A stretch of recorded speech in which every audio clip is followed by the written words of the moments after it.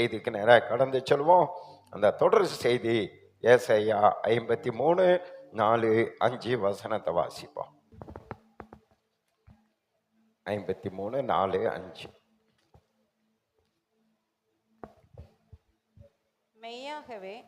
மெய்யாகவே மெய்யாகவே அவர் நம்முடைய பாடுகளை ஏற்றுக்கொண்டு நம்முடைய துக்கங்களை சுமந்தார். நாமோ அவர் தேவனால் அடிபட்டு வாதிக்கப்பட்டு சிறுமைப்பட்டவர் என்று எண்ணினோம். நம்முடைய மீறுதல்களின் நிமித்தம் அவர் காயப்பட்டு, பாத்தீங்களா, நம்முடைய மீறுதல் நிமித்தத்தை அவர் காயப்பட்டார். நம்முடைய அக்கிரமங்கள் நிமித்தம் அவர் நிமித்தத்தை ஆண்டவர் வருத்தப்பட்டார். நமக்கு சமாதானத்தை உண்டு பண்ணும் ஆக்கினை அவர் மேல் வந்தது. நமக்கு சமாதானத்தை உண்டு பண்ணுகிற ஆக்கினை தண்டனை அவர் மேல் வந்தது. அவருடைய தழும்புகளால் குணமாகிறோம். அவருடைய தழும்புகளினால் நாம் என்ன ஆகிறோம்? குணமாகிறோம். அல்லேலூயா சொல்லுங்களேன். இதனால நமக்கு என்னென்ன லாபம் என்று சொல்லி கடந்த நாட்களை நம்ம பார்த்துட்டு வந்துட்டே இருக்கிறோம். ஆண்டவர் இதனால் நமக்கு என்னென்ன ஆசீர்வாதங்களை கொடுத்தார்னு பார்த்தோம். கடந்த நாட்களிலே வசனத்தை நாம் தியானிக்கும் பொழுது இதனுடைய பலனை நாம் என்ன பண்ண முடியும்? அனுபவிக்க முடியும் என்பதை பார்த்தோம். இந்த வேதத்தை வாசிக்க இயேசுனுடைய பாடு மரணங்கள் மரித்து உயிர் தெழுந்ததனுடைய ஆசீர்வாதம் நம்ம வாழ்க்கையில கிடைக்கும். அதனால பைபிளை படிங்க, ஜெபம் பண்ணுங்கன்னு சொன்னோம். இன்றைக்கும் ஆண்டோடைய கிருபையில இந்த அருமையான இதை வாங்கி கொண்டு வந்திருக்கிறேன். இது கிடைக்காது. நான் திருநெல்வேலியில கேட்டேன், இது 600 ரூபாய் சொன்னாங்க. இங்கே 250 ரூபாய் கிடைக்குது. ஒரு அலையிலே சொல்லுங்களேன். அங்கே 600 ரூபாய் சொன்னாங்க. உண்மையாகவே வசனம் நமக்கு கடைசி நாட்களில் ஜீவனை கொடுக்கும். அல்லேலூயா. நல்ல பைபிள் படிக்க எழுத தெரியாதவங்க இதை வாங்கி பயன்படுத்துங்க. கர்த்தர் உங்களை ஆசீர்வதிப்பார். அதுபோல் இன்றைக்கு நாம் எதை குறித்து நம்ம பார்க்க போகிறோம்னா 1 கொரிந்தியர் 5:17. இந்த இயேசுனுடைய பாடு மரணம் உயிர்த்தெழுதலுடைய ஆசீர்வாதமும் பயனும் நாம் பெற்றுக்கொள்ள வேண்டிய காரியமும் எது என்பது அங்கே இருக்கு பாருங்க. 2 கொரிந்தியர் 3:17. கர்த்தரே ஆவியானவர், கர்த்தருடைய ஆவி எங்கேயோ அங்கே விடுதலை உண்டு. கரங்களை தட்டி ஆண்டவரை சந்தோஷப்படுத்துங்க. இயேசு கிறிஸ்து மரித்து உயிரோடு கூட எழுந்து இருந்தாலும் நம்முடைய வாழ்க்கையில உடனே விடுதலை வராது. அந்த விடுதலையை பெற்றுக்கொள்வதற்கு இயேசு கிறிஸ்து மரித்து உயிர் தெழுந்துட்டார், ஜெயித்துட்டார், விடுதலை கொடுத்துட்டார். ஆனா அந்த விடுதலையை பெற்றுக்கொள்வதற்கு நமக்கு என்ன வேணும்? கர்த்தருடைய ஆவியானவர் வேணும். ஆவியானவர் எங்க உண்டோ அங்கதான் என்ன உண்டு? விடுதலை உண்டு. ஆவியானவர்த்த இயேசுவின் நாமத்தில் பிதாவை நோக்கி நீங்க ஜெபித்தீங்கன்னா அங்க ஆவியானவர் இருந்தாதான் விடுதலை கொடுப்பா. ஆனால் தான் ஆவியானவர் அசைவாடுகிற சபையில, ஆவியானவர் அசைவாடுகிற கூட்டங்கள்ல அற்புதம் நடக்கும், அதிசயம் நடக்கும், அங்கே பெரிய பெரிய காரியங்கள் நடக்கும். பரிசுத்த ஆவியானவருக்கு இடம் கொடாத இடத்துல வெறுமனே ஆராதனை இருக்குமே தவிர அங்க அற்புதங்கள் நடக்காது, அதிசயங்கள் நடக்க. ஆதி ஆமத்திலிருந்து இன்றைக்கு வரைக்கும் நீங்க பாருங்க, எங்கெல்லாம் பரிசுத்த ஆவியானவர் அசைவாடினாரோ அங்கெல்லாம் ஒரு அற்புதம் நடக்கும். ஆதி ஆமத்துல இயேசு கிறிஸ்து வெளிச்சம் உண்டாக கடவுது அப்படின்னு சொன்னார். ஆனா வெளிச்சத்தை உண்டாக்குனது யாரு? ஜலத்தின் மேல் அசைவாடி கொண்டிருந்த ஆவியானவர். இந்த உலகத்தை முழுவதும் அழகா உண்டாக்கினது யாருன்னா பரிசுத்த ஆவியானவர். ஆண்டவர் சொன்னார், அவ்வளவுதான். ஆனா அதை செய்தது யாருன்னா பரிசுத்த ஆவியானவர். ஜலத்தையும் பூமியும் தனித்தனியா பிரிக்க கடவுதுன்னு சொன்னாரு ஆண்டவர். அதை பிரிச்சது யாருன்னா ஆவியானவர். மோசே கடல் நேரா கோலை நீட்டினான். அந்த கடலை 2 பிளந்தது யாருன்னா பரிசுத்த ஆவியானவர். இரவு முழுவதும் பெரும் காற்றாக வீசி அந்த கடல் அப்படியே 2 பிளந்தார். அப்ப என் ஆண்டவர் இயேசு கிறிஸ்துவினுடைய இந்த பாடு மரணம் உயிர்த்தெழுதலுடைய அந்த பலனை நீங்களும் நானும் பூமியில அனுபவிக்கணும்னா பூமியில நம்ம எதை பெற்று கொண்டிருக்கணும்? பரிசுத்த ஆவியின் அபிஷேகத்தை பெற்று கொண்டிருக்கணும். அபிஷேகத்தை பெற்றாதான் அற்புதங்களை நீங்க பார்க்க முடியும். அபிஷேகத்துல நிரம்பி நீங்க ஜெபம் பண்ணாதான் நீங்க ஆவியானவர் அசைவாடுகிற இடத்துல அங்க எல்லாம் நீங்க என்ன சொல்றீங்களோ அதை ஆவியானவர் செய்வார். ஒரு அலையிலே சொல்லுங்களேன். மரியாள் மீது பரிசுத்த ஆவியானவர் அசைவாடினார். பரிசுத்த ஆவியின் நிழல் பட்ட உடனே அங்கே அவள் கர்ப்பம் தரித்தாள். இன்னைக்கு உங்களுக்கு குழந்தை இல்லையா? ஆவியானவரே என் மீது அசைவாடுங்க, இயேசுவின் நாமத்தில் பிதாவே நான் ஜெபிக்கிறேன், என் மீது பரிசுத்த ஆவியானவரை அசைவாட செய்யுங்கன்னா அவர் வந்து அசைவாடும் போது தான் அற்புதம் நடக்கும். புரியுதன? மட்டும் ஒரு அலையிலையா சொல்லுங்க பார்க்கலாம். அதனால இங்க வேதம் சொல்லுகிறது, பரிசுத்த ஆவியானவர் எங்கு உண்டோ அங்கு விடுதலை உண்டு. அப்ப அந்த இயேசுவோட பாடு மரண உயிர்த்தெழுதலினுடைய அந்த ஆசீர்வாதத்தை நீங்க பெற்றுக்கொள்ளணும்னா அடுத்தது நாம் முதல்ல பரிசுத்த ஆவியின் அபிஷேகத்தை பெற்றுக்கொள்ளணும். அப்ப இயேசு உயிர்த்தெழுந்ததின் நோக்கம் என்னன்னா, அதற்கு முன்பதாக உலகத்துல இருந்த பரிசுத்தவான்களுக்கு பரிசுத்த ஆவியை பெற்றுக்கொள்வதற்கான அனுமதி கிடையாது. ஆதி ஆமத்திலிருந்து இயேசு மரித்து உயிரோடு கூட எழுந்திருக்கிற வரைக்கும் எல்லா பரிசுத்தவான்களும் மேலதான் இருந்தார். ஆவியானவர் உள்ளே இல்லை. சிம்சன் பார்த்தீங்களா, அவனுக்கு திடீர்னு ஆவியானவர் வருவார், வேலையை முடிப்பார், போயிடுவார், உள்ளேயே இருக்க மாட்டார். ஆனால் தான் அவனுடைய வாழ்க்கையில தாறுமாறா போனான். தாவீதினுடைய வாழ்க்கையிலும் வருவார், போயிடுவார், உள்ளே இருக்க மாட்டார். அதான் எல்லோரும் மேலும் எல்லோரோடும் இப்ப எல்லோரும் உள்ளும். இதான் வித்தியாசம். எந்த பரிசுத்தவான் உள்ள ஆண்டவர் இருக்கல பழைய ஏற்பாடுல. ஆனா அதை அவர்கள் விரும்பினார்கள் என்று பவுல் சொல்றாரு. ஆபிரகாம், ஈசாக்கு, யாக்கோபு இவங்கெல்லாம் விரும்பினாங்களாம். எதை விரும்பினாங்க? அபிஷேகம் உள்ள வரணும், அபிஷேகம் உள்ள வரணும் விரும்பினாங்களாம். ஆனா அவங்களுக்கு கிடைக்கல. அதான் நம்மளை பாக்கியவான்கள் பாக்கியவதிகள்னு சொல்றாங்க. இப்போ உள்ளே நமக்குள்ள வருவதற்கு எது காரணம்னா அந்த பாடு மரணம். வாசிங்க அப்போஸ்தலர் 1ஆம் அதிகாரம். இயேசு அங்க சொல்றார் பாருங்க, 4வது வசனத்திலிருந்து வாசிங்க. அன்றியும் அவர் அவர்களுடைய கூடி வந்திருக்கும் போது அவர்களை நோக்கி, யோவான் ஜலத்தினாலே ஞானஸ்நானம் கொடுத்தான், நீங்கள் சில நாளுக்குள்ளே பரிசுத்த ஆவியினாலே ஞானஸ்நானம் பெறுவீர்கள். ஆமென். பாத்தீங்களா, முதல் தண்ணீர்ல நீங்க ஞானஸ்நானம் பெற்றீங்க.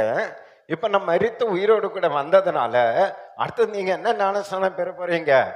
பரிசுத்த ஆவியின் ஞானஸ்நானத்தை பெற போறீங்க. இது பழைய ஏற்பாடுல இந்த அனுபவம் இல்லை.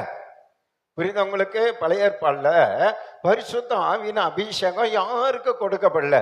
இப்ப இயேசு மரித்து உயிரோடு கூட வந்து 40 நாள் சீஷர்களோடு கூட பேசும்போது இதை சொல்றாரு. உயிர்த்தெழுந்த பிறகு இதை சொல்றாரு.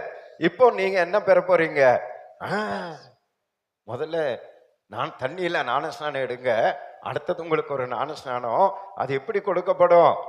ஆவியில உங்களுக்கு கொடுக்கப்படும். ஆகையால் நீங்கள் எருசலேமை விட்டு போகாமல் என்னிடத்தில் கேள்விப்பட்ட பிதாவின் வாக்குத்தத்தம் நிறைவேற காத்திருங்கள் என்று கட்டளையிட்டார். இது யாருடைய வாக்குத்தத்தம்? பிதாவின் வாக்குத்தத்தம். நீ போ, என் ஜனங்களுக்காக பாடு அனுபவி, அவங்களுடைய பாவங்களுக்காக ரத்தம் சிந்து, அவங்களை கழுவி சுத்தப்படுத்தி அவங்களை ஆயத்தப்படுத்த நான் என்னுடைய ஆவியை அவங்களுக்கு என்ன பண்ணுவேன்? கொடுப்பேன். உனக்குள்ள இருக்கிற அந்த பரிசுத்த ஆவியை உன் ஜனங்களுக்கு கொடுப்பேன் அப்படின்னு ஆண்டவர் வாக்கு பண்ணியிருக்காரு. இயேசுவுக்கு வாக்கு பண்ணியிருக்கார், இயேசுக்கு வாக்கு பண்ணியிருக்கிறார். ஆண்டவர் பண்ண அந்த வாக்கு தத்தம் தான் நமக்கு ஆண்டவர் பரிசுத்த ஆவியின் அபிஷேகத்தை கொடுத்திருக்கிறார். ஒரு அலையிலேயே சொல்லுங்களேன்.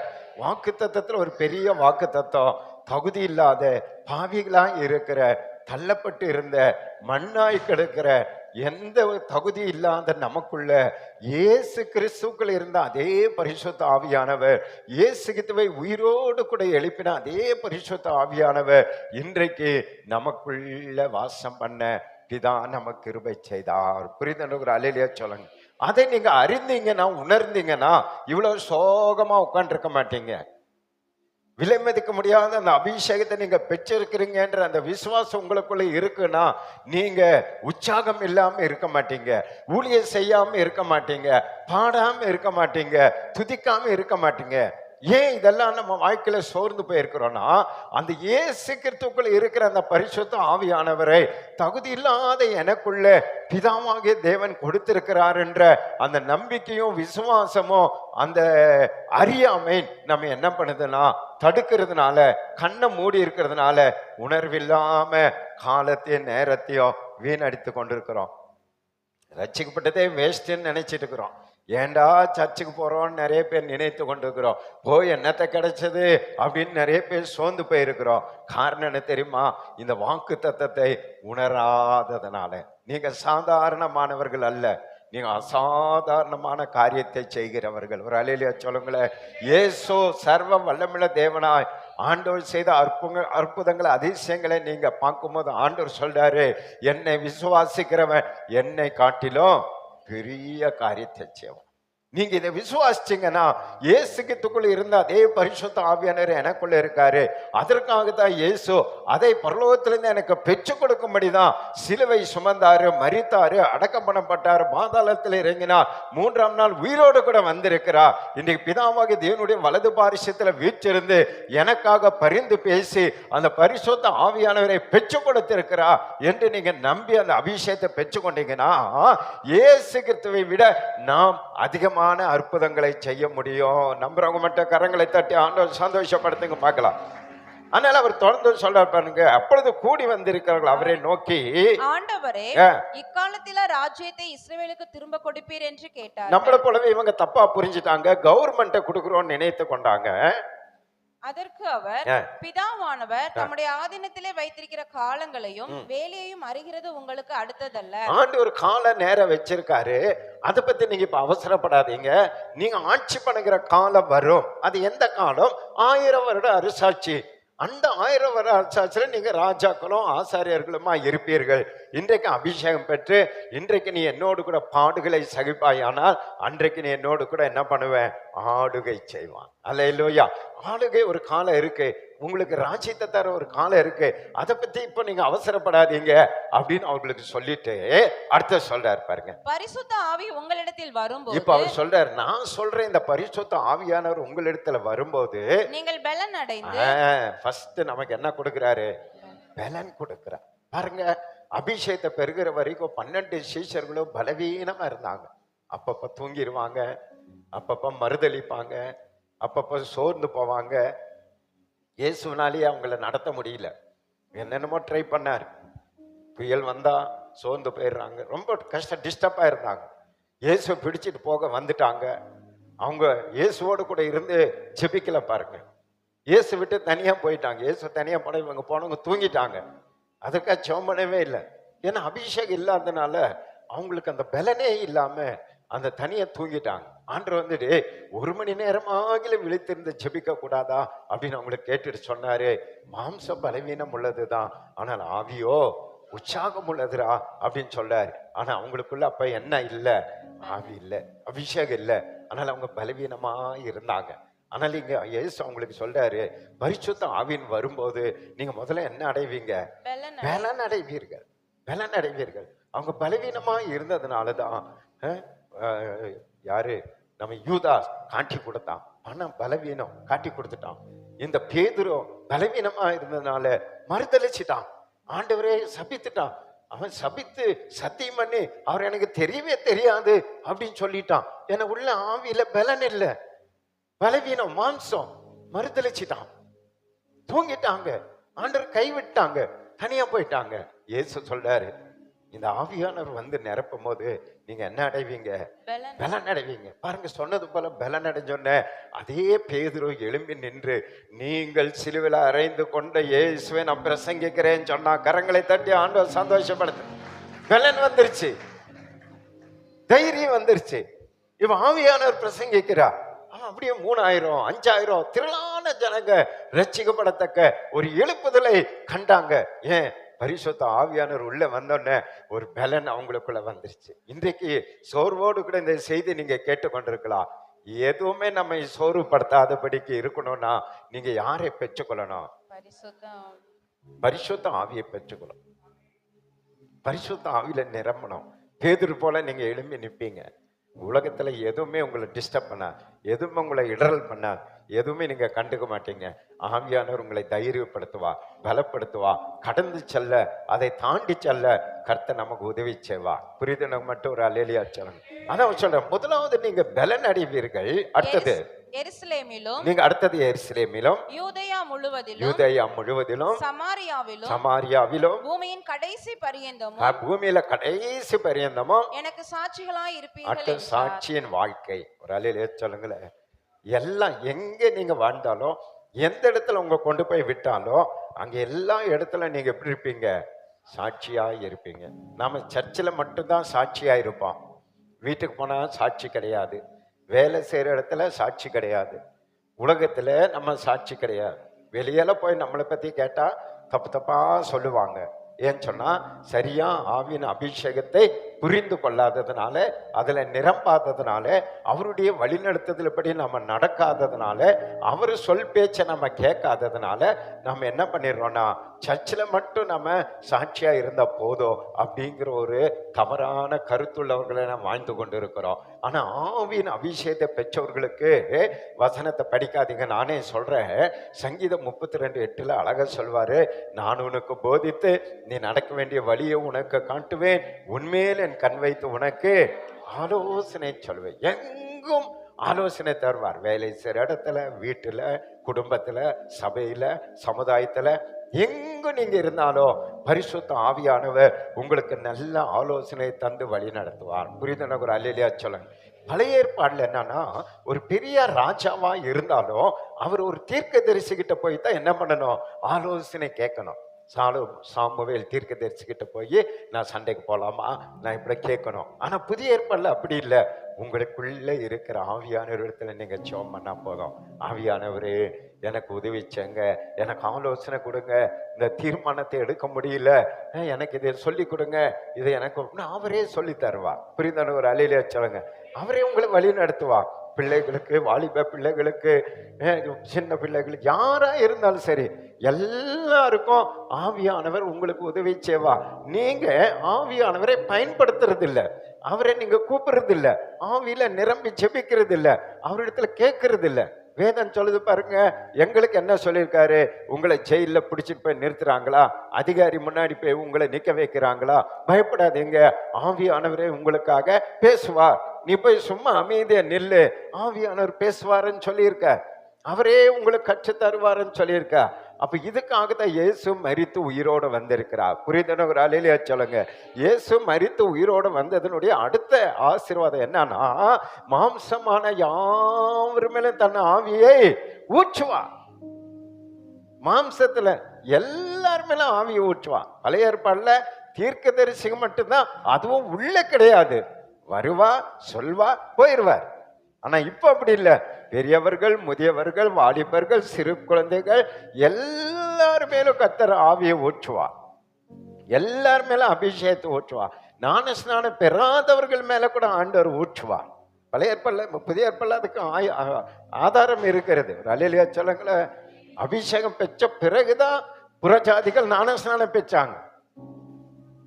அதே போலதான் இன்றைக்கு நீங்க யாரா இருந்தாலும் சரி, அபிஷேகம் கேட்டா ஆண்டவர் தர வல்லமுள்ளவராய் இருக்கிறார். புரியுதுனவர் அல்லேலூயா சொல்லுங்க. அப்ப நீங்க பலனடைந்து சாட்சிகளா இந்த பூமியில நம்ம வாழணும்னா, நம்முடைய வாழ்க்கையில பரிசுத்த ஆவியின் அபிஷேகத்தை பெற்றுக்கொள்ளணும். பெறாதவர்கள் பெற்றுக்கொள்ளணும், பெற்றவர்கள் அதை அதிகப்படுத்தணும், எரிய பண்ணணும், எரிய விடணும். 10 கன்னிகைகளை குறித்து நம்ம பார்த்தோம். 5 கன்னிகைகள் உற்சாக தீவெட்டியோடு கூட எண்ணெயோட தான் அபிஷேகம் கூட இருந்தாங்க.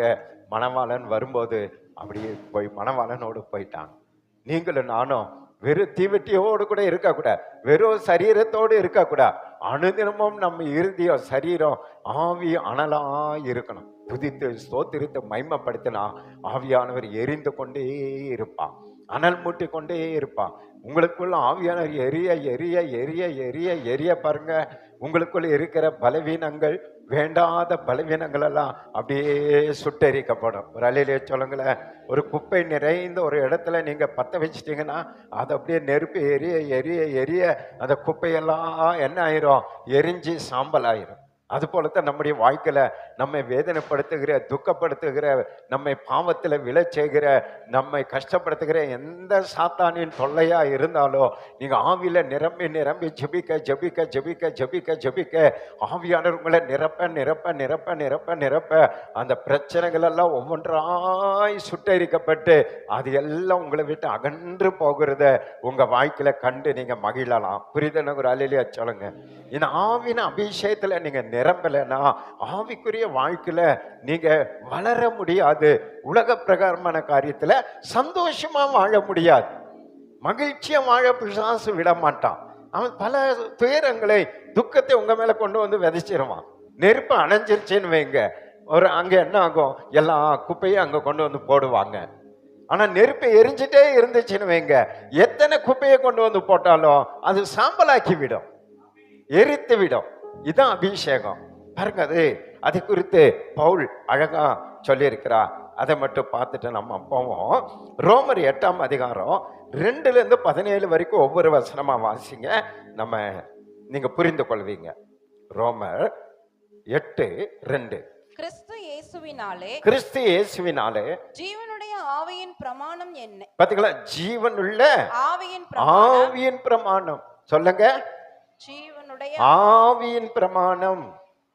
ஆவியின் பிரமாணம், அந்த ஆவியின் அபிஷேகம், அந்த ஆவியின் பிரமாணம் என்னன்னு சொன்னா, ஆவியின் பிரமாணம், ஆவியின் பிரமாணம் என்னை பாவம் மரணம் என்பவைகளின் பிரமாணத்தினின்று விடுதலை ஆக்கிற்றே. பாத்தீங்களா, ஆவியின் பிரமாணம் என்னை என்ன பண்ணுதா? பாவம் மரணம் என்பவைகளின் பிரமாணத்தின், பாவம் மரணம் என்பவைகளின் பிரமாணத்தினின்று விடுதலை ஆக்கிற்றே. இந்த அபிஷேகம் பெற்றீங்கன்னா பாவத்திலிருந்து விடுதலை, மரணத்திலிருந்து விடுதலை. ரலிலே சொல்லுங்களேன், 2ஆம் மரணம் நமக்கு கிடையாது, நமக்கு ஒரே மரணம் தான்.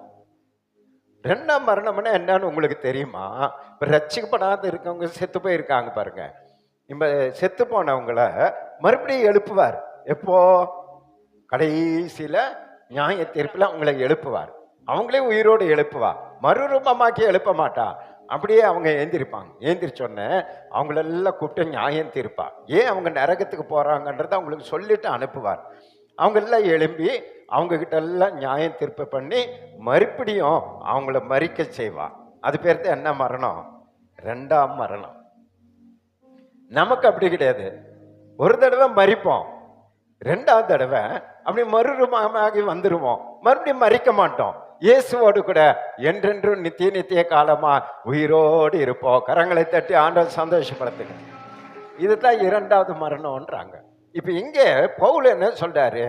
இந்த இயேசு உயிர் தெழுந்ததுனால, எனக்காக மரித்து அடக்கம் பண்ணப்பட்டு பாதாளத்தில் உயிரோடு எழுந்ததுனால, இப்ப அந்த ஆவின் அபிஷேகத்தை நான் பெற்றதுனால இப்ப எதுல இருந்து எனக்கு விடுதலை? பாவத்திலிருந்தோ மரணத்திலிருந்தோ எனக்கு விடுதலை. அந்த அபிஷேகம் ஆவியானவர் எனக்கு அந்த விடுதலை கொடுத்துட்டாரு. அது எப்படி எனில், மாம்சத்தினாலே பலவீனமா இருந்த நியாயப்பிரமாணம் செய்யக்கூடாதது. பாருங்க, மாம்சத்துல பலவீனமா இருந்த நியாயப்பிரமாணம். அடிக்கடி நான் உங்களுக்கு சொல்லுவேன், இந்த 10 கட்டளைய யாராலும் நிறைவேற்ற முடியல. அது ஒரு பலவீனம், யாரும் ஜெயிக்க முடியல. அதனால எல்லாம் தோத்து போயிட்டே இருந்தாங்க, ஃபெயில் ஆயிட்டே இருந்தாங்க. அதனால இப்போ என்ன பண்ணிட்டாரு? அதுல எனக்கு முடியல, அதனால தேவனே செய்யும்படிக்கு, அதனால இயேசு கிறிஸ்துவே அதை செய்யும்படிக்கு தம்முடைய குமாரனை பாவ மாம்சத்தின் சாயலாகவும், பிதாவாகிய தேவன் தம்முடைய குமாரனை பாவ மாம்சத்தின் சாயலாகவும், பாவத்தை போக்கும் பலியாகவும், நம்முடைய பாவத்தை எல்லாம் போக்கும் பலியாகவும் அனுப்பி மாம்சத்திலே பாவத்தை ஆக்கினைக்குள்ளாக தீர்த்தார். பாத்தீங்களா, இயேசு கிறிஸ்துவை பிதா அனுப்பி நம்முடைய பாவத்தை எல்லாம் ஆக்கினைக்குள்ளாய் தீர்த்தான். அந்த ஆக்கினைக்குள்ளாக யாரை ஒப்பு கொடுத்தார்? இயேசுவை ஒப்பு கொடுத்தார். நம்ம அத்தனை பேருடைய பாவத்துக்காக, உலக மக்களின் பாவத்துக்காக இயேசுவை பரிகாரியாய் ஒப்பு கொடுத்தார், பலியாய் ஒப்பு கொடுத்தார், அவரை மரணத்துக்கு ஒப்பு கொடுத்தார். இன்றைக்கு அவரை நோக்கி பார்த்த முகங்கள் பிரகாசம் அடையும்படி நம்முடைய பாவத்துக்காக ஆண்டவர் ஒப்பு கொடுத்தார். அதனால மரித்து உயிரோடு எழுந்ததுனால அவர் தம்முடைய அபிஷேகத்தினாலே நம்மை பரிசுத்தப்படுத்துகிறார், ரத்தத்தினாலே பரிசுத்தப்படுத்துகிறார், காயத்தினாலே நம்மை சுகமாக்குகிறார். அதனால என்ன நடக்குது வாசிங்க. மாம்சத்தின்படி நடவாமல். அதனால நாம் எப்படி இந்த பூமியில அபிஷேகம் பெற்றவர்கள் எப்படி இருக்கணும்? மாம்சத்தின்படி நடமாமல் ஆவியின்படி நடக்கிற நம்மிடத்தில். பாத்தீங்களா, இப்ப நாம எதுல நடக்கணும்? ஆமென். சபைக்குள்ள இருக்கிற அத்தனை பேரும் அபிஷேகம் பெறணும். அபிஷேகம் பெற்று மாம்சத்துல இனிமேல் நடக்கக்கூடாது. மாம்சத்துல சொல்ற மாதிரி நம்ம வாழக்கூடாது. ஆவியானவர் என்ன சொல்றாரோ அதன்படி செய்யணும். ஆவியானவர் ஒப்பு கொடுனா ஒப்பு கொடுக்கணும், ஊழியத்துக்கு வானா ஊழியத்துக்கு வரணும், சண்டே ஸ்கூல் எடுனா சண்டே ஸ்கூல் எடுக்கணும். கொயர்ல ஆளே இல்லை, நீ நல்லா பாடுவேல்ல, போய் நில்லு பாடுனா வந்து பாடணும், வேடிக்கை பார்த்துட்டு இருக்க கூடாது. அப்ப நீங்க என்ன எதை பெறணும்? அபிஷேகத்தை பெற்றாதான் ஆவியானவர் நடத்துவார். ஆவியானவர் நடத்துவார் உங்களை. ஆவியானவரோட நீங்க இருந்தா சபையில நீங்க என்ன செய்யணும்னு ஆவியானவர் சொல்லி கொடுப்பா. அதான் அவர் சொல்றார். அப்ப மாம்சத்தின்படி நீங்க நடக்க கூடாது, மாம்சத்துல வேடிக்கை பார்த்து கொண்டு இருக்க கூடாது, மாம்சத்துல குறை சொல்லி கொண்டு இருக்க கூடாது. ஆவியில நடத்தப்படுகிறவர்களா நாம் இருக்கணும். ஆவியில நடத்தப்படவும் ஆவியின்படி நடக்கிற நம்மிடத்தில். ஆவியில நடக்கிற நம்மிடத்தில் நியாய பிரமாணத்தின் நீதி நிறைவேறும்படிக்கே அப்படி செய்தார். பாத்தீங்களா, நியாய பிரமாணத்தின் நீதி நிறைவேறவே அப்படி செய்தா. நீங்க ஆவியில நடந்தீங்கன்னா ஆட்டோமேட்டிக்கா நீங்க எதை நிறைவேற்றுறீங்க? 10 கட்டளையை நிறைவேற்றுவீங்க. கரங்களை தட்டி ஆண்டவர் சந்தோஷப்படுத்துங்க. நியாய பிரமாணத்தை நிறைவேற்றுகிறவர் யார்? பரிசுத்த ஆவியானவர். ஒரு ஆளிலே சொல்லுங்களேன். நீங்க ஆவியில நிரம்பி வாழ்ந்து பாருங்க, 10 கட்டளையை நிறைவேற்றி விடுவீர்கள். அதான் இயேசு சொன்னா, எல்லாம் முடிந்தது. நீங்க பயப்படாதீங்க, ஆவியின் அபிஷேகத்தை பெற்றுக்கொள்ளுங்க, அவர் உங்களை கற்று தந்து நடத்துவா. 10 கட்டையில பாஸ் ஆயிருவீங்க, பரலோகத்துக்குள்ள போயிருவீங்க. அப்ப நம்மை பலப்படுத்துகிற, நடத்துகிற, நம்மை ஆசீர்வதிக்கிறவ, ஆசீர்வாத பாதையில நடத்துகிற யாருன்னா இயேசு நமக்காக பிதாவினிடத்திலிருந்து பெற்றுக் கொடுத்த பரிசுத்த ஆவியானவர். புரியுதுன்னு ஒரு அல்லேலூயா சொல்லுங்க. இதுக்காகத்தான் இயேசு மெய்யாகவே நம்முடைய பாடுகளை ஏற்றுக்கொண்டு நம்முடைய துக்கங்களை எல்லாம் சுமந்தார். நமக்கு சமாதானத்தை உண்டு பண்ணுகிற ஆக்கினை அவர் மேல் வந்தது. அவருடைய தழும்புகளினால் நம்ம என்ன ஆகிறோம்? குணமாகிறோம். அடுத்த வசந்த வாசிங்க. அன்றியும் மாம்சத்தின்படி நடக்கிறவர்கள், மாம்சத்தின்படி நடக்கிறவர்கள் மாம்சத்துக்கு உரியவைகளை சிந்திக்கிறார்கள். பாத்தீங்களா, நீங்க மாம்சத்தின்படி நடந்து கொண்டிருந்தீங்கன்னா மாம்சத்துக்குரியவைகளையே சிந்தித்து கொண்டிருப்பீங்க. மாம்சம் என்ன சொல்லுதோ அதையே சிந்தித்து, விசுவாசம் வராது. அந்த பிரச்சனை, ஐயோ இது எங்க, இதை நம்ம தாண்ட முடியாது, இந்த கடனை கட்ட முடியாது, இந்த வீட்டை கட்ட முடியாது, பிள்ளைங்களை கல்யாணம் பண்ண முடியாது, இந்த கடனை கட்ட முடியாது. மாம்சத்திலே இருப்பீங்க. பிள்ளைங்க, வாலிப பிள்ளைங்க, ஐயோ இதை எங்க படிக்க முடியும், இதெல்லாம் நான் பாஸ் பண்ண முடியாது, இது என்னால இந்த வேலைக்கு போ, இப்படியே நினைப்பீங்க. மாம்சத்திலே நினைப்பீங்க, விசுவாசம் வராது. ஆனா மாம்சத்துல இருந்தா மாம்சத்தையே நினைச்சு சோர்ந்து போவீங்க. அடுத்தது ஆவியின்படி நடக்கிறவர்கள், ஆவியில அபிஷேகத்துல நடக்கிறவர்கள் ஆவிக்குரியவைகளை சிந்திக்கிறார்கள். ஆவிக்குரியவர்களை சிந்திப்பார்கள். கரங்களை தட்டி ஆண்டவர் சந்தோஷப்படுத்துங்க. ஆவிக்குரிய காரியங்களை சிந்திப்பீங்க. ஆவிக்குரியவர் என்ன சிந்திப்பார்? விசுவாசத்தை உங்களுக்கு தருவார், விசுவாசமான சிந்தைகளை உங்களுக்கு தருவார். இது என்ன பெரிய பிரச்சனையா? ஆண்டவர் கடலையே பிரித்தாரு, கடல் மேல நடந்தாரு, கண்மலையை பிளந்த தண்ணீரை கொடுத்தாரு. என் வாழ்க்கையில் இது ஒரு பெரிய விஷயமா, நம்ம கடந்தல போலாமா அப்படிங்கிற ஒரு உந்துதலை ஆவியானவர் தருவா. ஜெயத்தை கர்த்தர் தருவா. அதை கடந்து செல்கிற பலனை கர்த்தர் தருவா. இந்த மாம்சம் அது ஒண்ணுமே இல்லை. இந்த மண்பாண்டமா இதுக்குள்ள கர்த்தர் பொக்கிஷத்தை வைத்திருக்கிறா. பிசாசை பார்த்து கேட்பீங்க, நான் நீ உன்னை பார்க்கலாம், எனக்குள்ள இருக்கிறவ பெரியவ. இதெல்லாம் எப்ப வரும் அப்படின்னு சொன்னா, உங்க மாம்சம் கீழே போகணும், ஆவி மேல வரணும். பவுல் சொல்றார், அனுதினமும் என்னுடைய புறமான மனுஷன் நாளுக்கு நாள் அழியணும், உள்ளான மனுஷன் நாளுக்கு நாள் வளரணும். ஆவியில நீங்க பலன் அடைஞ்சா மாம்சத்தின் கிரியைகளை நீங்க அழிப்பீர்கள். அதான் பவுல் சொன்னாரு, ஆவியை கொண்டு மாம்சத்தின் கிரியைகளை அழிச்சா நீங்க பிழைப்பீர்கள். சோர்வு, அசதி, கடன் பிரச்சனை, போராட்டம் எல்லாவற்றையும் ஆவியின் பலத்தினால ஜெயிக்கலாம். ஆவியானவர் கொண்டு தான் நீங்க ஜெயிக்கலாம். ஆவியானவர் கொண்டு தான் நீங்க அதிசயங்களை செய்யலாம், மன்னிக்கலாம், மற்றவங்களை ஏற்றுக்கொள்ளலாம், மற்றவர்களோடு சமாதானமா இருக்கலாம், இயேசுவை போல நம்ம வாழலாம். மத்திய 5ஆம் அதிகாரத்தில் இருக்கிற அத்தனையும் நம்ம வாழ்க்கையில நிறைவேற்றலாம். இதெல்லாம் நம்ம ஏன் நிறைவேற்ற முடியாம இருக்கிறோம்னா நம்ம ஆவியானவரில் நிரம்புறது இல்லை. அதனால ஆவியானவர் சத்தத்தை கேட்கறது இல்லை. அதனால மாம்சத்திலே பிடிவாதம், மாம்சத்திலே நான் ஜெயிச்சுட்டேன், மாம்சத்திலே நான் பெரிய காரியம் செஞ்சுட்டேன், மாம்சத்திலே நான் பெரிய வல்லவன் அப்படின்னு நம்ம நினைத்து தோற்று கொண்டு இருக்கிறோம். நல்லையா சொல்லுங்களேன். ஆனா ஆவியானவர் நமக்குள்ள இருந்தா இயேசுவை போல அந்த மன்னிக்கிற குணம், அந்த உதவி செய்கிற குணம், தாழ்மை உள்ள குணம், மற்றவர்களுக்கு ஹெல்ப் பண்ற குணம், இதெல்லாம் நம்ம கற்று தருவார்.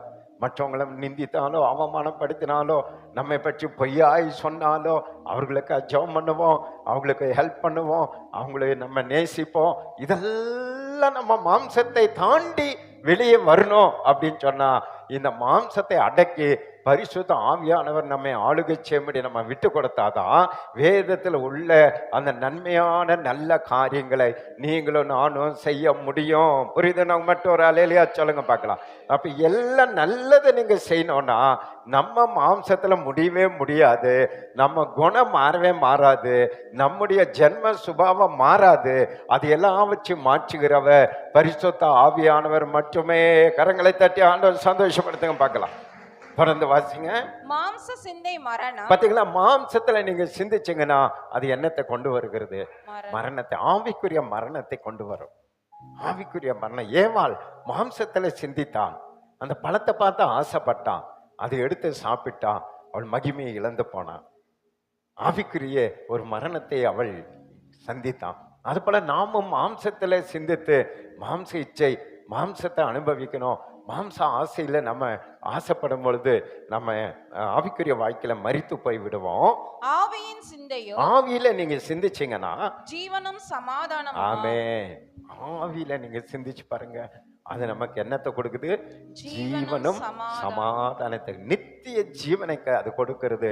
நம்முடைய இருதயத்துல ஒரு சமாதானத்தை கொடுக்குது. ஆண்டவர் சொன்னார், உலகம் தரக்கூடாத சமாதானத்தை நான் உங்களுக்காக பூமியிலே வைத்து போயிருக்கிறேன். அந்த சமாதானம் நம்ம இருதயத்தில் இருக்கா? அந்த சமாதானம் நம்ம குடும்பத்துல இருக்கா? ஏன் இல்லை? நாம யாருக்கு இடம் கொடுக்கல?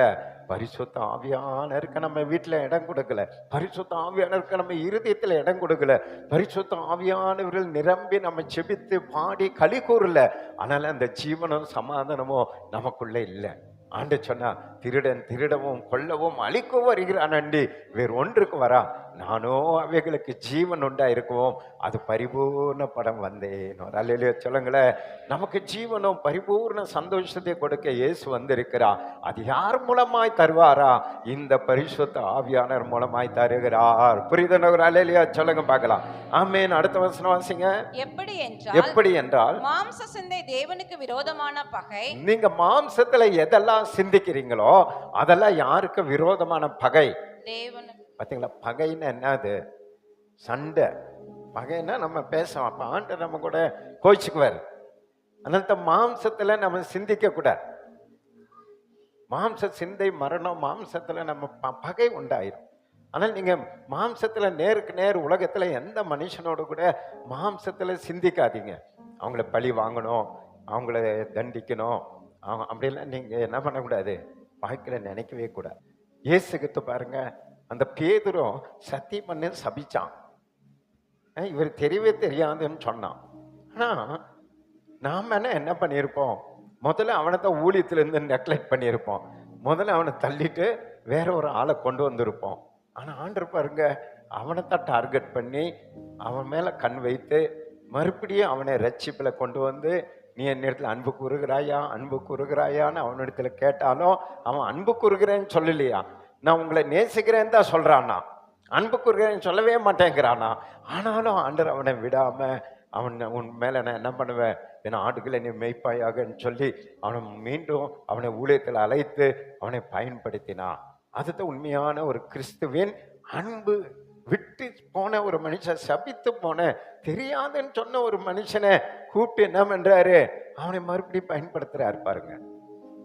அதுதான் நம்முடைய வாழ்க்கையிலும் நம்ம மாம்சத்திலேயே நம்ம அப்படி இருந்ததுனால்தான் நிறைய பேர் நம்ம மன்னிக்க மாட்டேங்கிறோம், அவங்களை விட்டு கொடுக்க மாட்டேங்கிறோம், பழி வாங்குற குணம், அவங்களுடைய பேசாத ஒரு குணம், பல பிரச்சனை நமக்குள்ள இருக்குது பார்த்தீங்களா?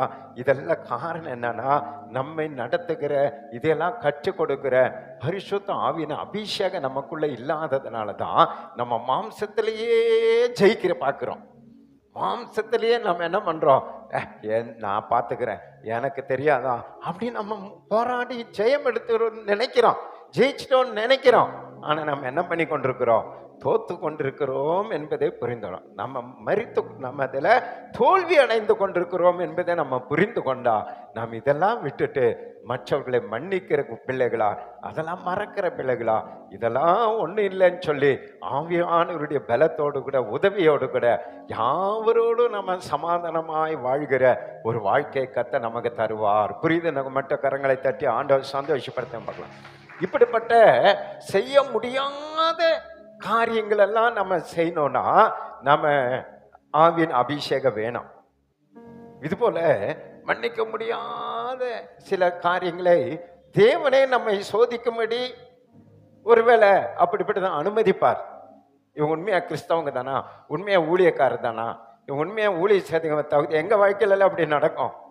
நிறைய பிரச்சனைகள் அப்படியெல்லாம் வரும். அதில் நம்ம கவனமா இருக்கோம். மாம்சத்துல இருந்தால் செய்ய முடியாது.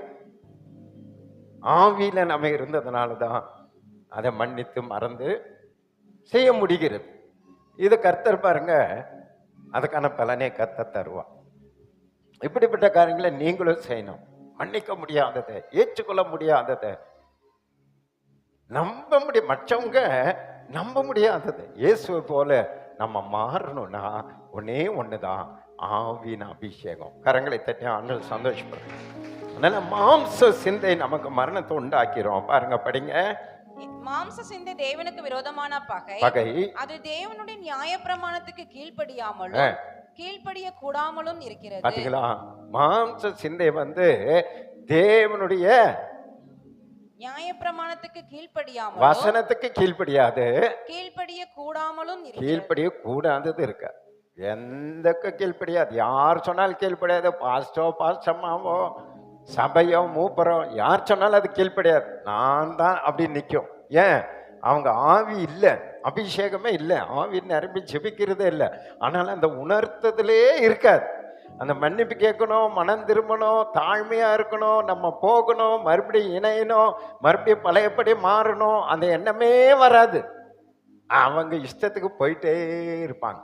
அதான் அங்க சொல்லப்பட்டிருக்கு. அடுத்த சொல்ல பாருங்க, நேரமாச்சு. மாம்சத்துக்கு உட்பட்டவர்கள் தேவனுக்கு பிரியமாய் இருக்க மாட்டார்கள். மாம்சத்திற்கு உட்பட்டவர்கள் தேவனுக்கு பிரியமாய் இருக்க மாட்டார்கள். ஒரு அல்லேலூயா சொல்லுங்களேன். இந்த மாம்சம் சொல்றதை நீங்க கேட்டுட்டு இருந்தீங்கன்னா யாருக்கு பிரியமா இருக்க முடியாது? தேவனுக்கு பிரியமாவே இருக்க முடியாது. அதனால தான் தேவன் சொல்லுகிறதை, வேதவசனம் சொல்லுகிறதை, பரிசுத்த ஆவியானவரை சொல்லுகிறதை நாம நடக்க முயற்சி செய்தா நம்ம யாருக்கு பிரியமா இருப்போம்?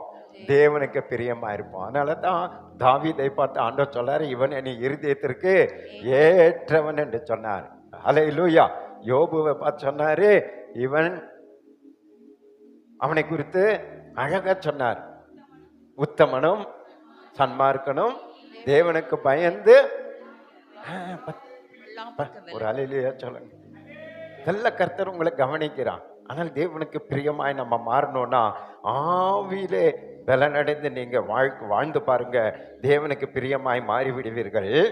தேவனுடைய ஆவி உங்களில் வாசமாய் இருந்தால், தேவனுடைய ஆவி உங்களிடத்தில் வாசமாய் இருந்தால், பாத்தீங்களா? இதுதான் புதிய ஏற்பாடு. பழைய ஏற்பாடுல வாசமாய் இருக்க மாட்டான், வந்து போயிருவாரு.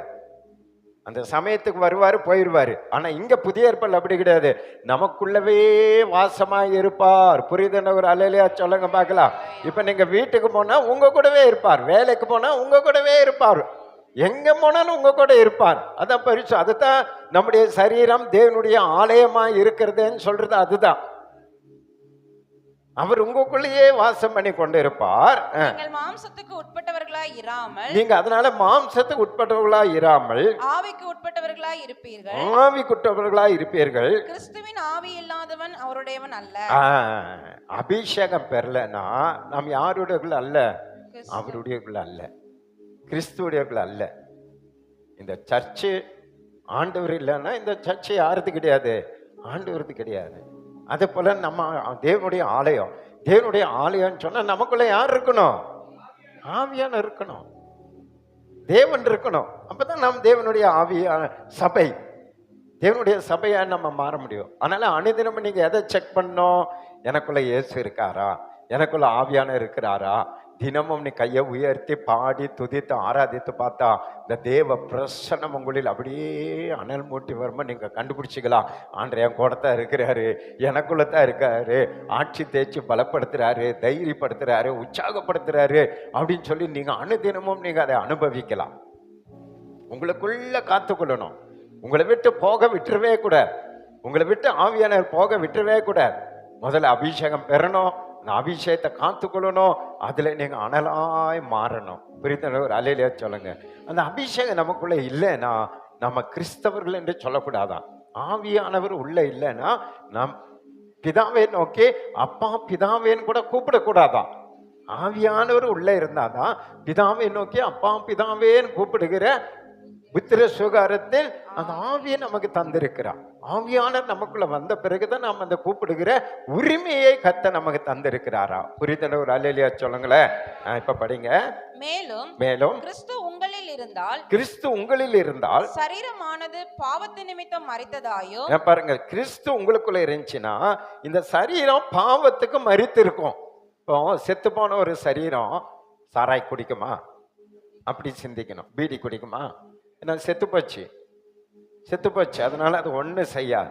அந்த நிலைக்கு நாம வந்துருவோமா? எப்போ ஆவியானவர் உங்களுக்குள்ள இருந்தா இந்த சரீரம் பாவத்துக்கு செத்ததாயும், ஆவியானது நீதியின் நிமித்தம் ஜீவனுள்ளதாயும் இருக்கும். பாத்தீங்களா?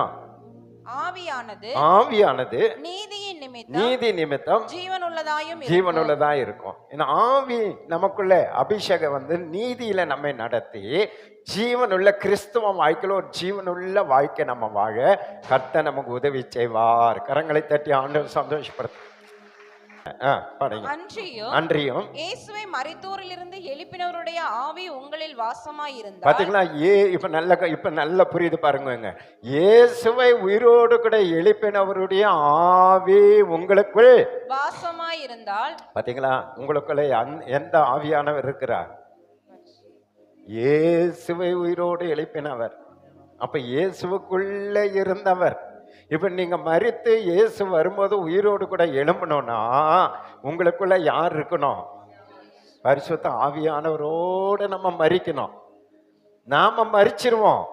அந்த மரண சரீரம் இருக்கு பாருங்க, அந்த மரண சரீரத்துக்குள்ள இவன் செத்து போயிட்டானே அப்படின்ட்டு ஆவியானவர் போக மாட்டாரு. அந்த மரித்த சரீரத்துக்குள்ளேயே ஆவியானவர் கூடவே இருப்பார்.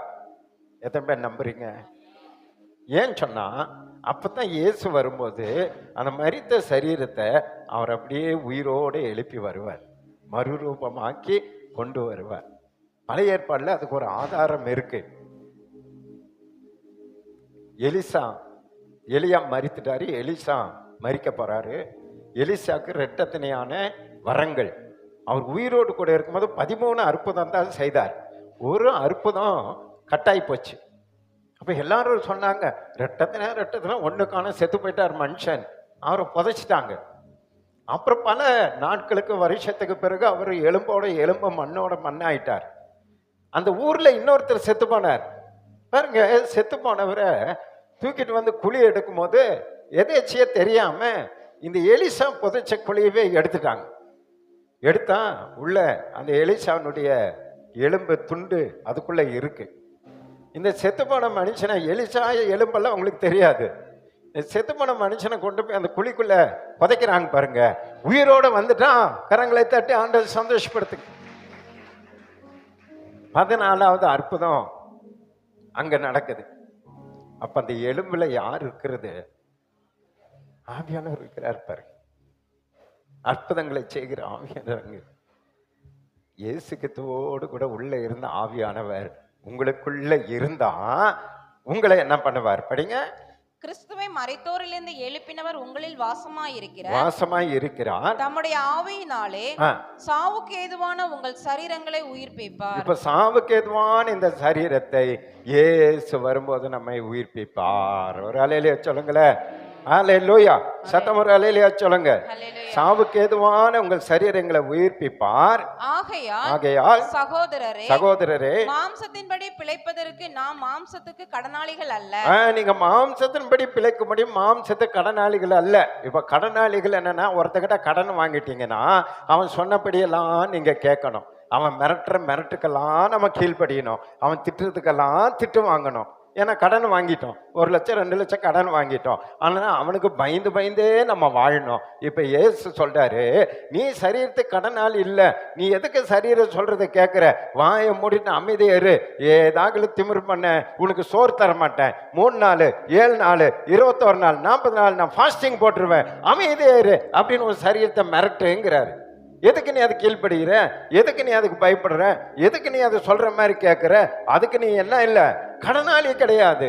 பயப்படாத, நான் உனக்குள்ள இருக்கிறேன், நான் உனக்கு நித்திய ஜீவனை தர்றேன். நீங்க கடனாளிகள் அல்லவே. பண்ணிக்க. மாம்சத்தின்படி பிழைத்தால் சாவீர்கள். மாம்சத்தை சொல்றதுபடி அது சொல்றதெல்லாம் கேட்டுட்டு நீங்க செய்தீங்கன்னா செத்துருவீங்க. ஆவியினாலே சரீரத்தின் செய்கைகளை அழித்தால் பிழைப்பீர்கள். சரீரத்தை பார்த்தீங்களா, ஆவியை கொண்டு இந்த சரீரத்தின் செய்கைகளை, இது என்னென்ன கலாட்டா பண்ணதோ அதெல்லாம் ஆவியை கொண்டு நீங்க அழித்து கொண்டே வந்தீங்கன்னா பிழைப்பீர்கள். மேலும் எவர்கள் தேவனுடைய ஆவியினாலே நடத்தப்படுகிறார்களோ, எவர்கள் தேவனுடைய ஆவியினாலே நடத்தப்படுகிறார்களோ அவர்கள் தேவனுடைய புத்திரராய் இருக்கிறார்கள். ஆவியானவர் சொல்றபடி நீங்க நடந்தீங்கன்னா ஆண்டவருடைய பிள்ளைகளாய் இருப்பீர்கள். அந்தபடி திரும்பவும் பயப்படுகிறதற்கு நீங்கள் அடிமைத்தனத்தின் ஆவியை பார்த்தீங்களா? நீங்க பெற்றிருக்கிற அபிஷேகம் என்ன அபிஷேகம் கிடையாது, அடிமைத்தனம் கிடையாது. பிசாசு தான் அடிமைத்தனப்படுத்துவான், பயமுறுத்துவான், உங்களை பெரிய பிரச்சனை உண்டு பண்ணுவான். ஆனா ஆண்டு கொடுத்திருக்கிற ஆவியானவர் அப்படி அல்ல. அந்தபடி திரும்பவும் பயப்படுகிறதுக்கு நீங்கள் அடிமைத்தனத்தின் ஆவியை பெறாமல் அப்பா பிதாவே என்று கூப்பிட பண்ணுகிற, ஆமென், அப்பா பிதாவே என்று கூப்பிட பண்ணுகிற புத்திர சுவிகாரத்தின் ஆவியை பாத்தீங்களா? புத்திர சுவிகாரம்னா பிள்ளைகள், அவருடைய பிள்ளைகள் என்கிற ஒரு அந்தஸ்தை கர்த்தர் தம்முடைய ஆவியின் மூலமா உங்களுக்கு தந்திருக்கிறதுனால அப்பான்னு சொல்லி கூப்பிடுகிற ஒரு தகுதியை, பிதாவேன்னு கூப்பிடுகிற தகுதியை கர்த்தர் நமக்கு தந்திருக்கிறார். நாம் தேவனுடைய பிள்ளைகளாய் இருக்கிறோம் என்று, நாம் தேவனுடைய பிள்ளைகளாய் இருக்கிறோம் என்று ஆவியானவர் தாமே நம்முடைய ஆவியுடனே கூட சாட்சி கொடுக்கிறார். நீங்கள் எல்லாம் அபிஷேகம் பெற்றிருந்தீங்கன்னா நம்மள யாருடைய பிள்ளைகள்?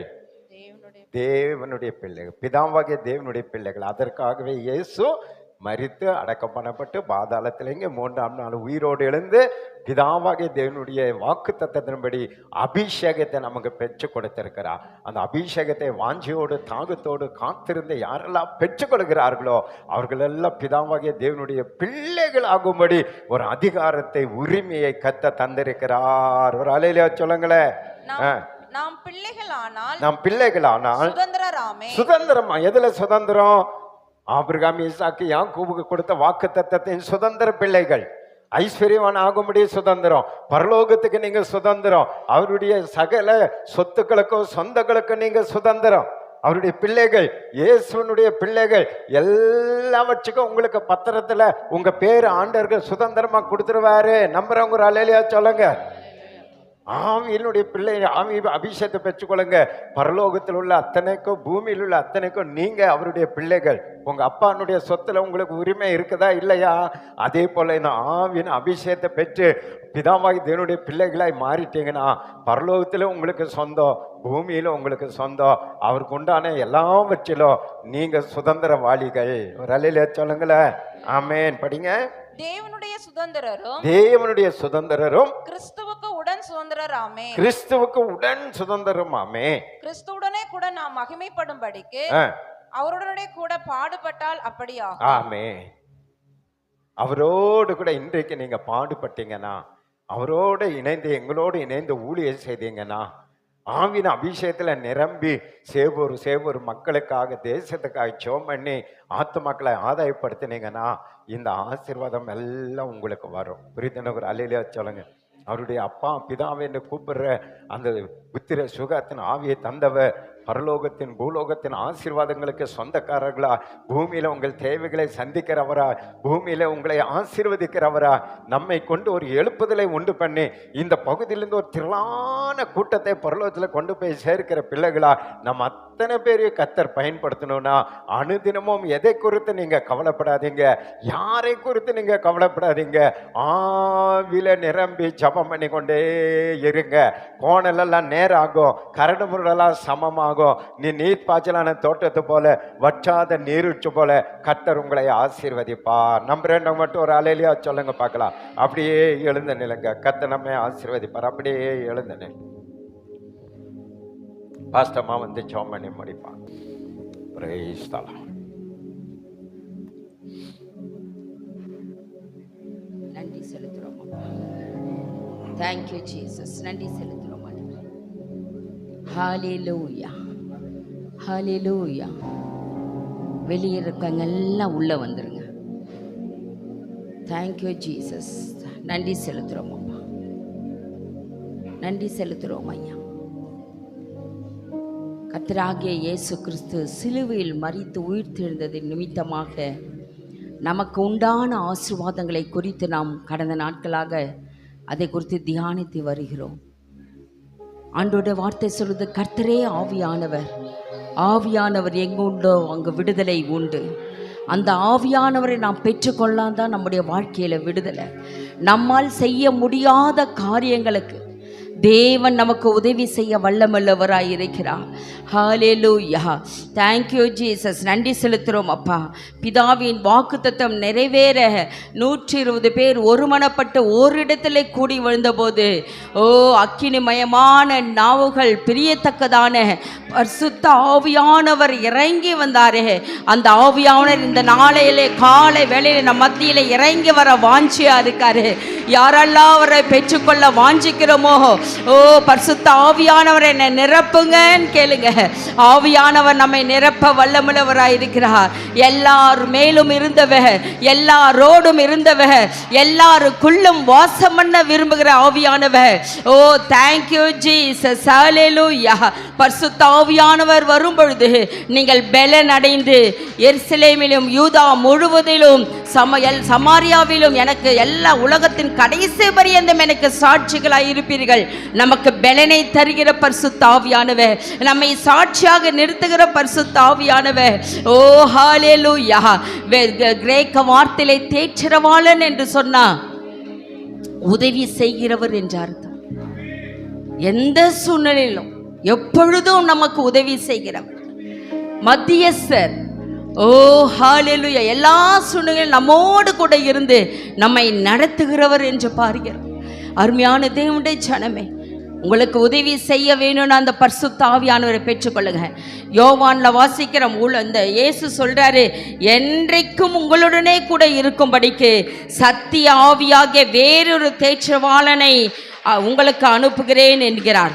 உலகம் அந்த சத்திய ஆவியானவரை அறியல, உலகம் அந்த சத்திய ஆவியானவரை அறியாது. எனவே அவர்கள் பெற்றுக்கொள்ள மாட்டார்கள். ஆனால் நீங்களும் நானுமோ அந்த சத்திய ஆவியாகிய தேற்றரவாளனை அறிந்திருக்கிறோம். அதனால நம்ம பெற்றுக்கொள்ளணும். ஏனென்றால் நம்மை நடத்துகிறவர் அவர்தான். ஹalleluya. நம்மோடு கூட இருக்கிறவர் அவர்தான். அவர்தான் நம்முடைய ஆறுதல்.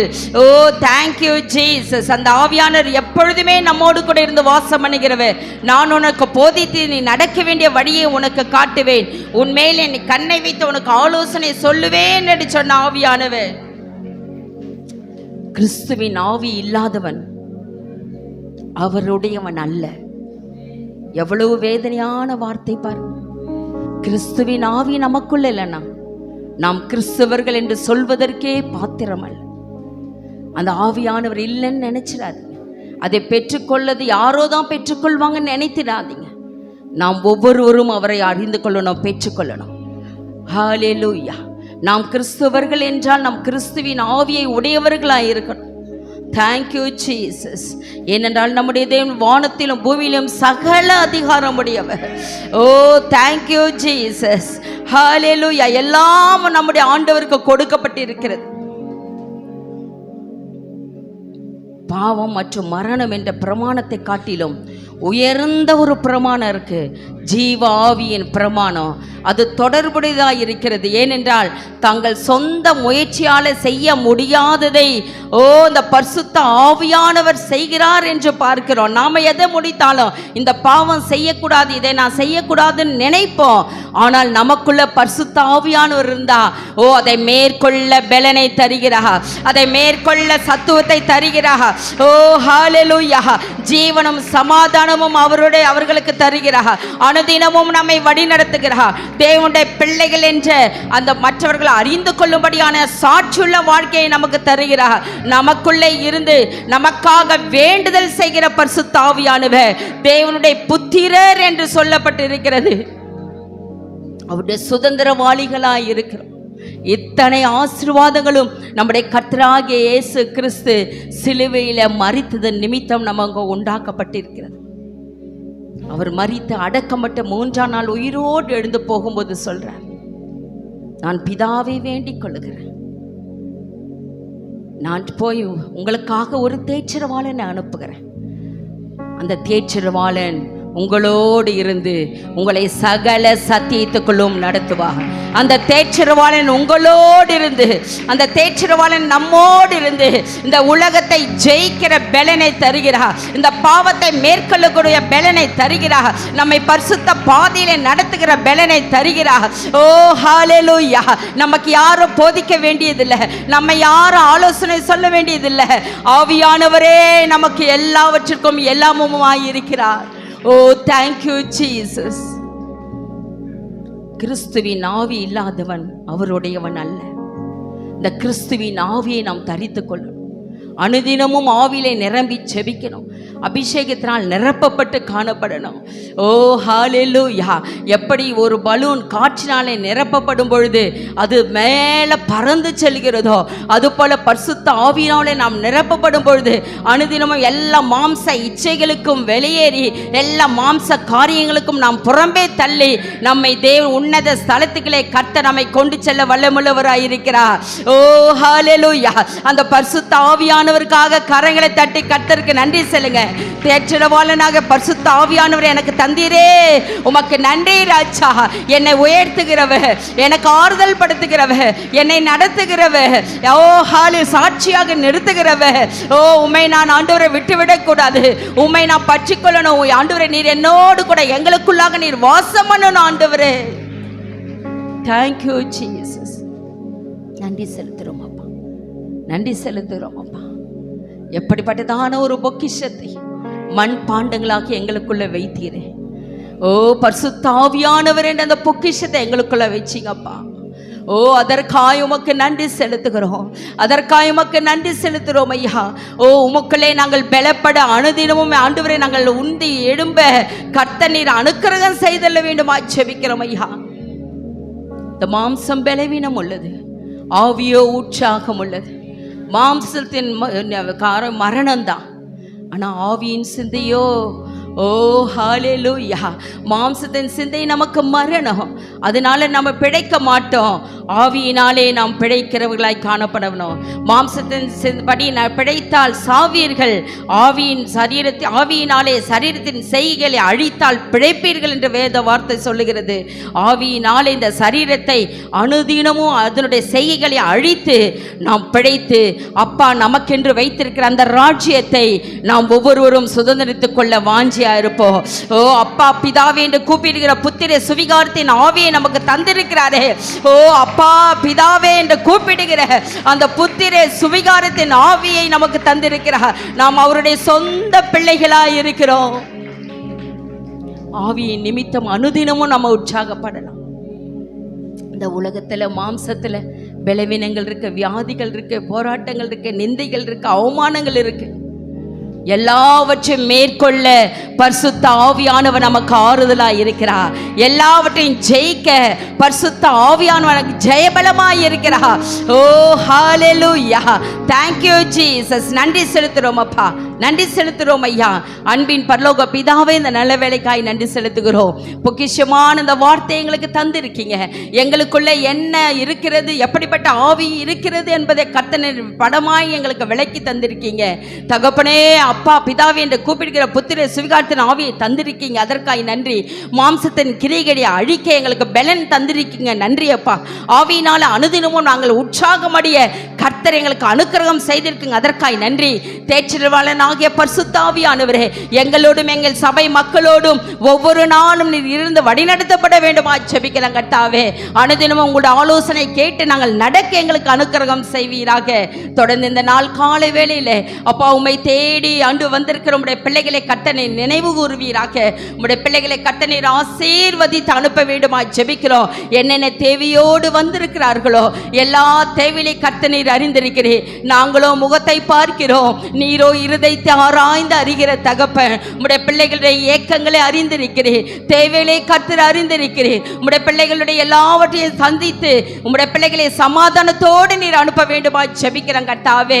அப்பா உம்மை இதோ 11 மாதங்கள் எங்களையும் எங்கள் சபையாரையும் சுகமாய் தங்க பண்ணீங்க, சுகமாய் பாதுகாத்தீங்க. எல்லாவற்றிற்காய் உமக்கு கோடி நன்றி செலுத்துறோம் ஐயா. அப்பா உம்மை துதிக்கிறோம் ஐயா. இந்த வருகிற புதிய மாதத்துக்குள்ளாய் நாங்கள் நுழைய போகிறோம், அதிலும் எங்களோடு நீர் இருந்து வழிநடத்த வேண்டுமா ஜெபிக்கிறோம். வருடத்தின் கடைசிக்குள்ளாய் நாங்கள் வந்திருக்கிறோம் அப்பா. உம்முடைய வருகை மிகவும் சமீபமாய் இருக்கிறபடியினாலே உம்முடைய வருகைக்கு எங்கள் ஒவ்வொருவரையும் அனுதினமும் ஆயத்தப்படுத்துவீராக. அப்பா நாங்கள் பின்னோக்கி சென்று விடாதபடி அனுதினமும் முன்னோக்கி நகர மேலானவைகளை தேட கர்த்தர் எங்கள் ஒவ்வொருவருக்கும் அனுக்கிரகம் செய்தல்ல வேண்டுமா ஜெபிக்கிறோம். மேலான பொக்கிஷங்களை நாங்கள் பெற்றுக்கொள்ளணும் அப்பா. உன்னத பிளத்தினால் அனுதினமும் எங்களை நிரப்ப வேண்டுமா ஜெபிக்கிறோம் கர்த்தாவே. தகப்பனே, இந்த கால வேளையிலே மன துக்கத்தோடு வந்திருக்கிற பிள்ளைகளுக்கு சமாதானத்தை கர்த்தர் கூறுவீராக. சமாதானத்தோட போ என்று சொல்லுங்கப்பா. வியாதி பலவீனத்தோடு வந்திருக்கிறவர்களை கர்த்தர் இயேசுவின் நாமத்தினால எல்லா வியாதியின் கூறுகளையும் முறிக்கிறோம். உச்சம் தலை முதல் உள்ளம் கால் வரை இயேசுவின் ரத்தம் பாய்ந்து செல்லட்டும். கிறிஸ்து இயேசுவின் ரத்தம் பாய்ந்து செல்லட்டும். பிள்ளைகளுக்காக எங்களுக்காக சிந்தப்பட்ட ரத்தம் ஒரு துளி கூட வீணாய் போவதில்லை. ஓ ஹalleluya. உம்முடைய பிரசன்னத்தினால் உம்முடைய பிள்ளைகளை நிரப்புவீராக. வியாதியின் கூறுகளிலிருந்து விடுதலையாக்குவீராக. ஓ ஹalleluya. தெய்வீக சமாதானம் உம்முடைய பிள்ளைகளை ஆளுகை செய்யட்டும் ஐயா. குடும்பம் குடும்பமாய் நீர் காத்து கொள்ளுங்க, நீரே வழி நடத்துங்க. வருமானத்தை கர்த்தர் நீர் ஆசீர்வதிப்பீராகப்பா. ஒரு குறைவில்லாமல் நடத்துங்க ஆண்டவரே. உம்முடைய வார்த்தை சொல்லுகிறதே, நீ கையிட்டு செய்கிற எல்லா பிரயாசங்களையும் நான் ஆசீர்வதிப்பேன் என்று சொன்னவர். தொழில் செய்கிறவர்கள், வியாபாரம் செய்கிறவர்கள் அப்பா உம்முடைய பிள்ளைகளை கர்த்தர் நீர் ஆசீர்வதிங்க. கம்பெனியில் வேலை செய்கிறவர்களை கர்த்தர் நீர் ஆசீர்வதிங்க. மிருக ஜீவன்கள் வளர்க்கிறவர்களை கர்த்தர் நீர் ஆசீர்வதிங்க. அது நாளுக்கு நாள் பலிகை பெருகட்டும் அப்பா. ஓ ஹalleluya. விவசாயிகளை கர்த்தர் நீர் bless பண்ணுங்க, ஆசீர்வதிங்க ராஜா. தகப்பனே, எல்லா அரசாங்க வேலை செய்கிறவர்களை கர்த்தர் நீர் ஆசீர்வதித்து ப்ரமோஷனை கர்த்தர் நீர் கட்டளையிடுவீராக. ஒரு நன்மையும் உம்முடைய பிள்ளைகளுக்கு குறைவுபட்டு போகக்கூடாது. ஒரு நன்மை இந்த உலகத்தில் குறைவுபட்டு போகக்கூடாது ஆண்டவரே. எல்லாவற்றிலும் நிறைவான ஆசீர்வாதத்தை தந்து உம்முடைய பிள்ளைகளுடைய பேரை பூமியிலே கர்த்தர் நீர் பெருமைப்படுத்துங்க. எங்கள் சிறு பிள்ளைகளை ஆசீர்வதிங்க, வாலிபர்களை கர்த்தர் ஆசீர்வதிங்க, முதியோர்களை பெற்றோர்களை கர்த்தர் நீர் ஆசீர்வதிப்பீராக. உம்முடைய ஆசீர்வாதத்தின் கரம் எங்களை சூழ்ந்து பாதுகாத்துக் கொள்ளட்டும் ஐயா. உம்முடைய பார்வையிலே நாங்கள் ஒவ்வொரு நாளும் வாழ வளர, ஓ கிறிஸ்துவின் வாழ்வை நாங்கள் பிரதிபலிக்க கர்த்தர் எங்களுக்கு அனுக்கிரகம் செய்தல் வேண்டுமா ஜெபிக்கிறோம். எல்லா துதிகன மகிமை உமக்கே செலுத்துகிறோம். இயேசுவின் மூலம் ஜெபிக்கிறோம் எங்கள் நல்ல பிதாவே, ஆமென்.